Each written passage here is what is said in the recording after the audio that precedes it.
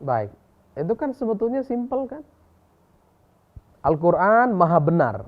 Sudah, karena itu kalamullah, selesai. Allah tidak mungkin dusta. Mustahil aqlan. Ada dalil-dalilnya nanti kita bahas pada pertemuan yang cocok nanti pembahasan ini. Perhatikan. Ini jelas. Kemudian bagaimana Al-Quran memastikan Abu Lahab ada di neraka. Padahal kan simpel ya. Kalau Abu Lahab masuk Islam, pura-pura saja, pura-pura masuk Islam, kemudian Masya Allah kiranya baik. Kira-kira apa pendapat para sahabat saat itu yang ikut agama Islam? Al-Quran dusta, kan begitu. Tapi pun itu yang sangat gampang, mudah, tidak pernah terjadi dan tidak akan mungkin terjadi. Al-Quran. Ya, Al-Quran ini betul-betul menantang dan membawa banyak sekali fakta-fakta ilmiah yang tidak bisa terelakkan sama sekali. Sebagai mukjizat. Baik dari sisi lafadznya, susunan kata-katanya, atau dari sisi maknanya. Dari sisi maknanya. Sulit sekali. Makanya sampai detik ini tidak akan pernah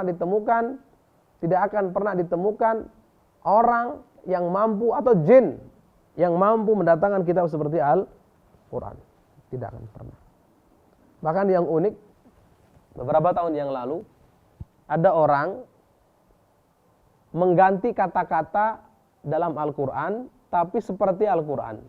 Dia pikir dengan mengganti kata-kata tersebut maka akan bisa menyaingi Al-Quran. Tapi ketika dibaca, acak-acakannya luar biasa. Ketika direnungi maknanya nggak ketemu, luar biasa. Mana menyaingi dari sisi apa ini? Ini uniknya mereka. Mana menyaingi dari sisi apa? Jauh dari kata menyaingi. Intinya, kalau yang ahli saja tidak mampu, apalagi zaman sekarang yang bukan ahli, selesai. Hancur sudah. Bahkan para ahli bahasa yang insaf. Dan banyak ulama-ulama Islam yang ahli bahasa. Bagaimana menyanjung keistimewaan bahasa Al-Quran. Istimewa. Tidak mungkin keluar dari seorang manusia. Seorang Sayyidina Umar bin Khattab, ketika pertama kali membaca ayat surat dalam Al-Quran, surat Toha kalau tidak salah waktu itu, Ma anzalna al-Quran 'alaika litashqa dan seterusnya. Bagaimana Sayyidina Umar? Apa pendapat beliau? Wallahi, demi Allah, ini tidak mungkin adalah perkataan manusia. Selesai lafaz. Secara makna banyak sekali kandungan isi daripada Al-Quran yang itu adalah mu'jizat. Mu'jizat. Belum lagi kalau kita kembali merujuk kepada hadis. Merujuk kepada hadis-hadis Rasulullah sallallahu alaihi wasallam. Allah. Rasulullah itu pernah dalam suatu peperangan begini. Rasulullah menjanjikan kemenangan. Tentu Allah yang memberikan kabar, Rasulullah akan diberikan kemenangan. Bayangkan. Rasulullah akan diberikan kemenangan.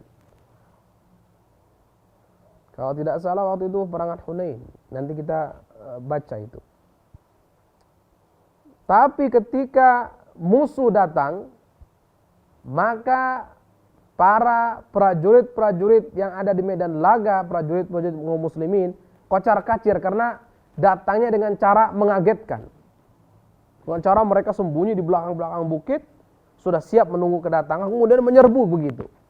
Kabur, kocar-kacir. Karena kaget tadi itu. Yang tersisa siapa? Hanya Rasulullah, Sayyidina Abu Bakar Siddiq dan beberapa sahabat saja. Sahabat-sahabat inti. Yang imannya kuat. Allah. Coba bayangkan. Gimana ini? Menjanjikan kemenangan tapi kocar-kacir. Ini bagaimana ini? Bagaimana ini bisa terjadi? Apa kata Rasulullah? Ana Muhammadun la kadzib. Ana Muhammad ibnu Abdul Muttalib. Aku adalah Muhammad dan tidak pernah dusta.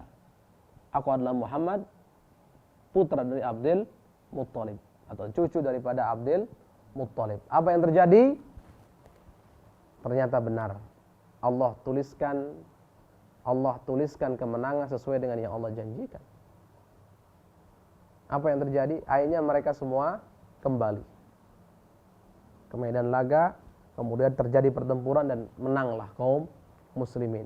Kalau orang biasa, orang dusta, ditinggal pengikutnya, kabur duluan.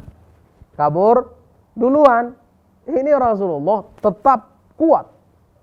Padahal bayangkan menghadapi ribuan musuh yang semuanya sedang fokus untuk datang menyergap. Prajurit-prajurit pada kabur saat itu. Rasulullah tidak kabur satu jengkal pun tidak. Rasulullah mengatakan, ana Muhammadun la kadzib, ana Muhammad ibnu Abdul Muttalib. Bagaimana orang yang dusta begitu? Berbeda dengan Musailamah al-Kadzab yang ngaku nabi itu. Ketika diperangi, apa yang terjadi? Yang pertama kali kabur dia. Yang pertama kali berlindung dia. Gimana nabi kok kabur duluan? Bahkan Rasulullah itu kalau sudah memakai baju perang, pantang untuk mundur dari medan laga. Bagaimana? Mana yang namanya? Ini fakta-fakta yang tidak bisa, dan masih banyak ratusan fakta-fakta ilmiah atau mungkin ribuan fakta-fakta ilmiah yang tidak bisa terbantahkan yang menunjukkan beliau adalah seorang nabi. Beliau adalah seorang nabi. Belum lagi prediksi-prediksi, kabar-kabar berita yang menjadi kenyataan. Bukankah Rasulullah yang memberikan kabar kepada Sayyidah Fatimah bahwa Sayyidah Fatimah adalah orang pertama yang akan menyusul Rasulullah setelah Rasulullah meninggal? Dan betul 6 bulan setelah Rasulullah meninggal, siapa? Sayyidah Fatimah meninggal.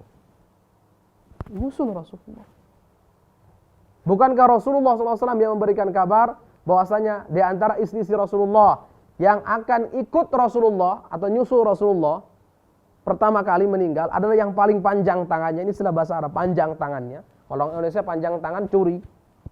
Bahasa Arab panjang tangan maksudnya mudah untuk memberi. Hanya betul Sayyidah Zainab yang meninggal. Dan Sayyidah Zainab diakui bahwa beliau paling senang untuk berinfak dan bersedekah. Bagaimana kita bisa menutup mata dari fakta-fakta semacam ini? Bukankah Rasulullah yang mengatakan Ammar taqtuluhul fi'atul baghiyah? Sayyidina Ammar ini berarti nanti akan meninggal oleh kelompok yang menentang. Sudah, oleh kelompok yang membangkang. Sayyidina Ammar akan menentang oleh kelompok yang membangkang, atau akan meninggal, akan dibunuh oleh kelompok yang membangkang. Bugot akan oleh kelompok yang membangkang, dan itu nyata. Sayyidina Ammar panjang umurnya sampai dikatakan 80 atau 90 tahun, kemudian meninggal dalam peperangan. Ini bagaimana bisa terjadi semuanya?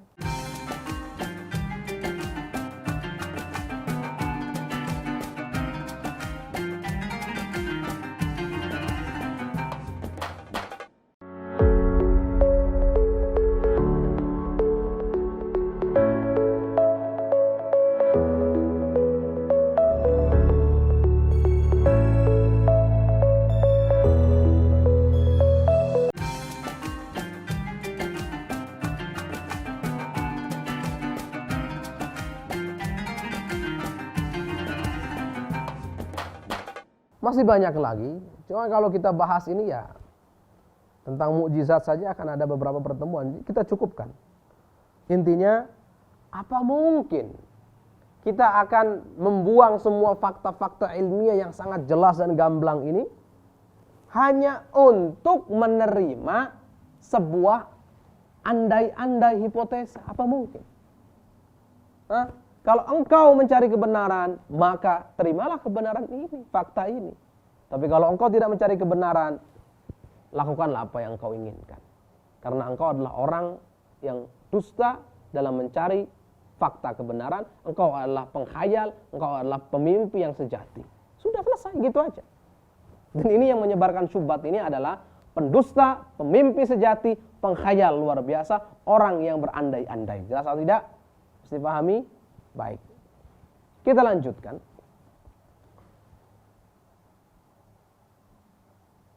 Wa dhahiratit tatabuqi baina da'wati wa da'watil anbiya sabiqin. Lihat, dan fenomena kecocokan, keselarasan dakwahnya Rasulullah dengan nabi-nabi sebelumnya. Allah.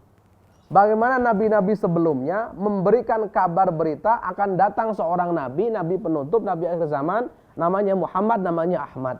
Ada di Taurat, ada di Injil. Bahkan di Injil sampai saat ini, Nabiullah Isa itu, Yesus, kata mereka, secara terang-terangan mengatakan, aku tidak bisa berbuat apa-apa. Bagaimana? Orang Nasrani mengatakan Yesus adalah Tuhan, sedangkan beliau tidak mengatakan tidak bisa berbuat apa-apa. Kemudian, bagaimana dalam Injil dikatakan, Nabiullah Isa, Yesus mengatakan untuk mengikuti Nabi yang akan datang setelahku. Bagaimana? Bagaimana? Siapa itu? Ya Rasulullah, tidak ada lagi. Bahkan subhanallah, dalam Injil itu sendiri, prediksi tentang akan terjadinya Fathu Makkah yang dipimpin oleh Rasulullah itu sudah ada. Cuman liciknya penginjil Indonesia dalam hal menerjemahkan, mereka tidak amanat. Atau mereka sengaja mengaburkan. Lihat, berapa jumlah pasukan yang dibawa oleh Rasulullah SAW ketika menundukkan kota Mekah. Jumlahnya ada 10.000. Jumlahnya ada 10. Ada tidak dalam sejarah sebuah pertempuran dipimpin oleh orang yang sangat mulia yang jumlahnya ada 10.000 selain daripada Fathu Makkah? Tidak. Silahkan cari. Bagaimana dalam Injil sudah dituliskan prediksi bahwasanya beliau yang akan datang di akhir zaman nanti adalah orang yang akan memimpin 10.000 pasukan. 10.000 diganti dalam Injil terjemahnya dengan selaksa. Selaksa memang artinya 10.000. Tapi itu kedustaan agar orang-orang jadi bingung dengan maknanya. Innalillah wa inna ilaihi raji'un. Itu masih ada sampai sekarang. Masih ada sampai detik ini. Belum lagi di perjanjian lama, yang dikatakan Song of the Song itu, yang tentang Muhammadim, itu namanya Muhammadim. Disebutkan bahkan nama beliau Muhammadim.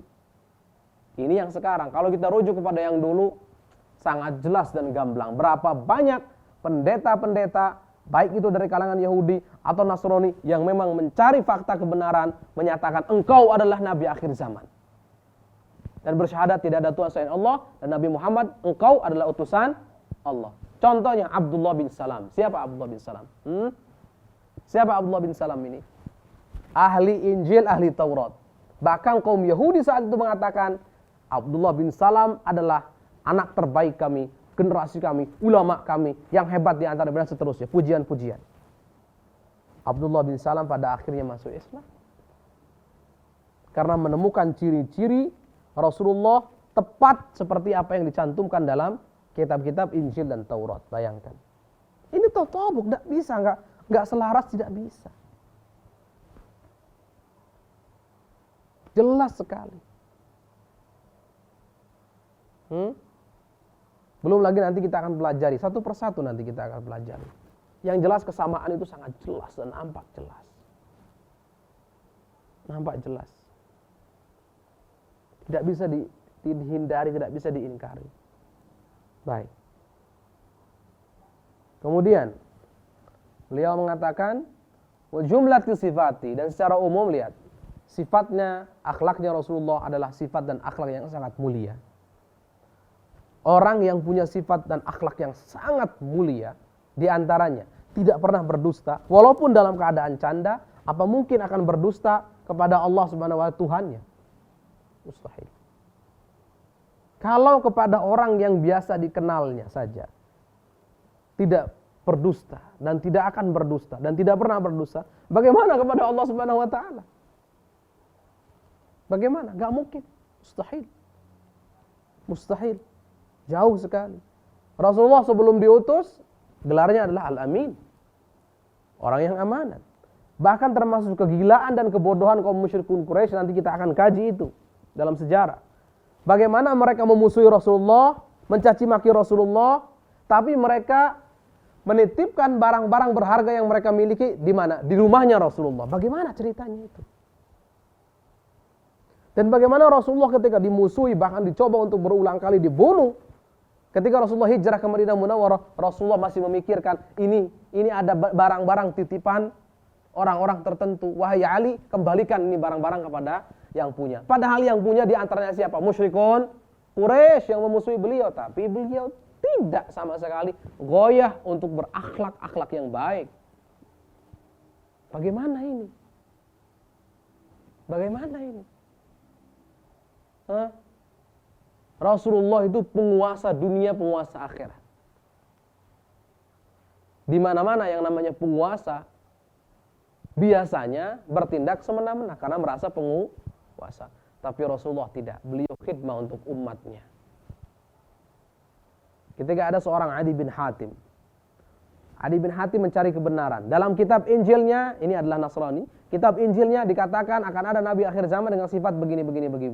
Akhirnya awal-awal dakwah Rasulullah ke Madinah Munawwarah, Adi bin Hatim keluar ke negeri Syam untuk ikut dengan kalangan kaum Nasrani yang lainnya. Tapi lama-kelamaan Allah berikan hidayah agar mencoba untuk mengenal siapa sebetulnya Nabi Muhammad. Apakah betul ini Nabi akhir zaman? Didatangi kembali. Didatangi Rasulullah. Kemudian Adi bin Hatim ini ingin mencoba mengetes, menguji Rasulullah. Tapi dikagetkan. Ketika Adi bin Hatim ketemu Rasulullah awal di masjid, diajak ke rumahnya. Kemudian Rasulullah ada di belakang orang tua sepuh. Tidak, Rasulullah salib sama sekali, dibiarkan. Bahkan diajak bicara. Apa hajatmu dan seterusnya. Bahkan diselesaikan, dibantu. Satu itu. Kedua, ketika Adi bin Hatim masuk ke rumahnya Rasulullah, kaget. Rumah Rasulullah tidak ada apa-apanya. Bahkan ada satu bantal, yang bantal itu isinya adalah rumputan kering. Diserahkan kepada Adi bin Hatim. Rasulullah mengatakan, ijlis anta alaih. Kamu saja duduk di tempat ini. Bagaimana terkaget-kagetnya Adi bin Hatim. Bagaimana seorang Nabi seperti ini. Belum lagi cerita-cerita tentang Adi bin Hatim ini luar biasa. Nanti ada pembahasan khusus tentang Adi bin Hatim. Yang jelas fakta-fakta ini tidak bisa tergoyahkan, tidak bisa diutak-atik sama sekali. Ini fakta ilmiah menunjukkan dengan kuat, dengan jelas, nyata, konkret. Nabi Muhammad adalah Nabi yang sesungguhnya. Wallahu a'lam. Kita cukupkan pelajaran kita pada kesempatan kali ini. Semoga Allah memberikan kita ilmu yang bermanfaat. Ikut kepada sunnah Nabi Muhammad SAW. Wafat dalam husnul khatimah. Dikumpulkan bersama beliau sallallahu alaihi wasallam di surganya Allah. Surganya nanti. Ala hadhini wa lakum al-Fatihah. Bismillahirrahmanirrahim. Alhamdulillah rabbil alamin. Maliki yaumiddin. Iyyaka na'budu. Assalamualaikum warahmatullahi wabarakatuh.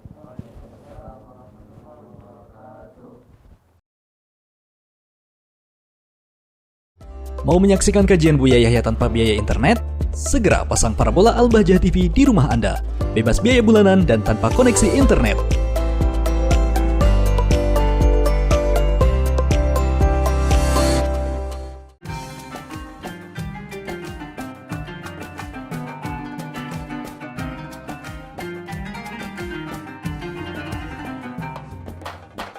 Bismillahirrahmanirrahim.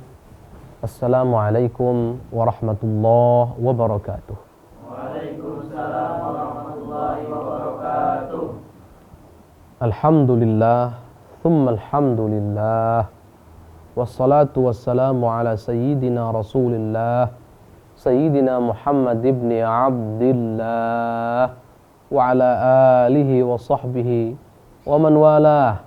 Wala haula wala quwwata illa billah, amma ba'd. Anak-anakku para santri semuanya, kaifa halukum? Alhamdulillah bi khair wa afiyah bi barakati du'aikum. Taib, madza darsuna al-an? Darsuna al-an as-sirah an-nabawiyah. As-sirah An-nabawiyah. An-nabawiyah. Baik, pelajaran kita pada pertemuan kali ini adalah as-sirah an-nabawiyah, yaitu mempelajari tentang sejarah kehidupan makhluk paling mulia, manusia agung, Nabi agung, yang wajib kita cintai, yang kita rindukan,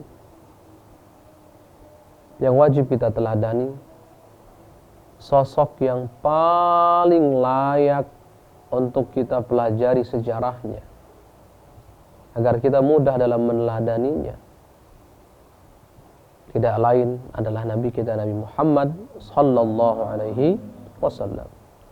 Dan kitab yang kita baca masih dengan kitab Fiqhus Siratin Nabawiyah yang ditulis oleh Asy-Syaikh Muhammad Sa'id Ramadan Al-Buti. Pada pertemuan yang lalu, pertemuan terakhir kita telah sama-sama membahas tentang fakta-fakta ilmiah, dalil-dalil yang qat'i, tentang kenabian Nabi Muhammad sallallahu alaihi wasallam. Dan kita tidak sama sekali bisa menutup mata kita, hati kita, pikiran kita demi untuk menghindari dalil-dalil tersebut. Tidak bisa, karena saking jelasnya.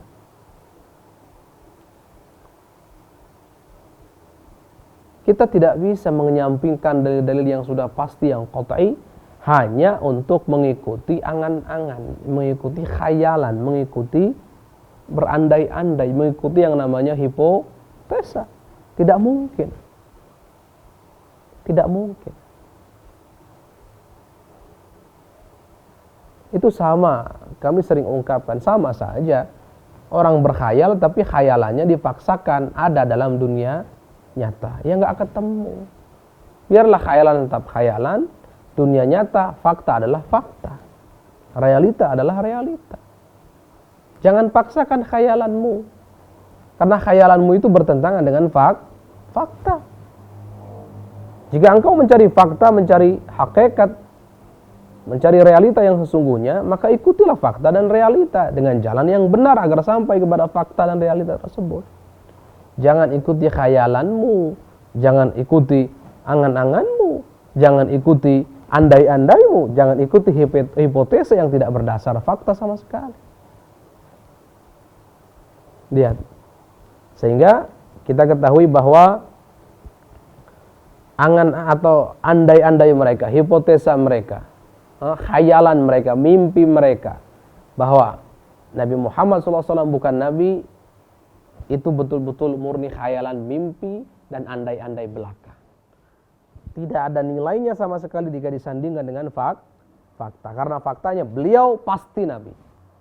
Nabi kita Muhammad SAW pasti Nabi, dengan dalil-dalil yang sangat jelas yang membuat siapapun yang mencari kebenaran yang hakiki, mencari fakta, tidak akan mampu untuk menggoyahkan dalil tersebut, untuk menghindar daripada dalil-dalil tersebut, daripada bukti-bukti tersebut. Ini jelas. Ini jelas sekali. Baik.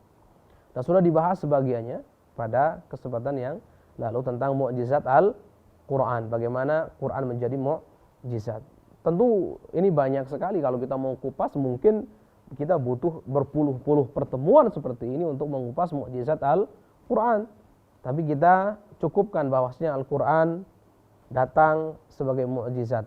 Karena Al-Quran menantang siapapun dari kalangan manusia, dari kalangan jin, bukan hanya dari kalangan suku Quraisy, untuk mendatangkan yang serupa dengan Al-Quran, tapi semuanya tidak mampu mendatangkan itu.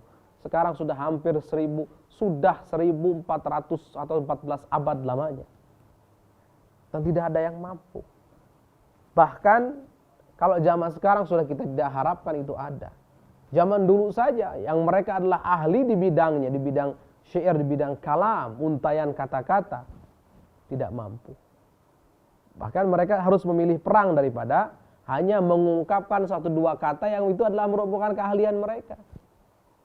Karena tantangan bukanlah tantangan kalau yang ditantang bukan ahli di bidangnya.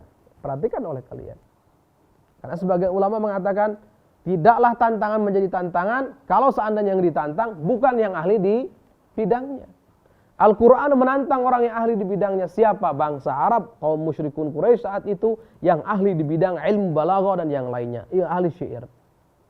Tapi pun tidak mampu, seujung kuku pun tidak mampu mereka.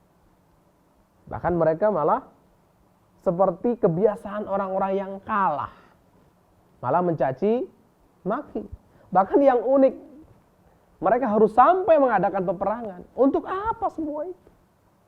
Yang unik, bayangkan, kalau ini bukan datang dari Allah, mudah sekali. Lihat, ada surat namanya Al-Lahab, ada tidak?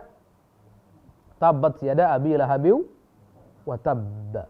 Lihat, di surat ini dinyatakan Abu Lahab akan masuk neraka. Akan masuk neraka. Ma aghna anhu maluhu wa ma sayasla naran. Dia akan masuk. Yasla itu bukan hanya sekedar masuk, tapi menyelami betul-betul. Ya Latif, menyelam neraka, naran, neraka. Abu Lahab saat itu masih hidup apa tidak? Masih hidup. Kalau seandainya kaum musyrikun Quraisy saat itu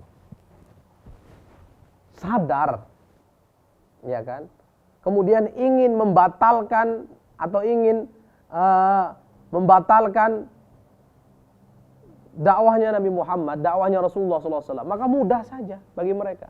Apa? Tinggal Abu Lahab pura-pura Islam, selesai. Iya.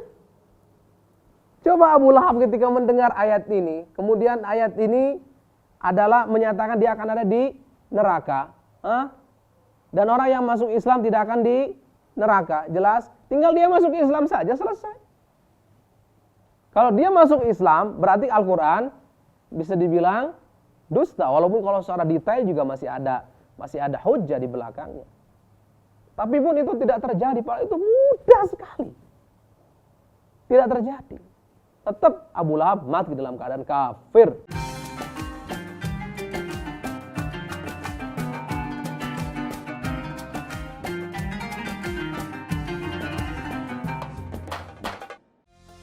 Assalamualaikum warahmatullahi wabarakatuh, sahabat Al-Bahjah TV.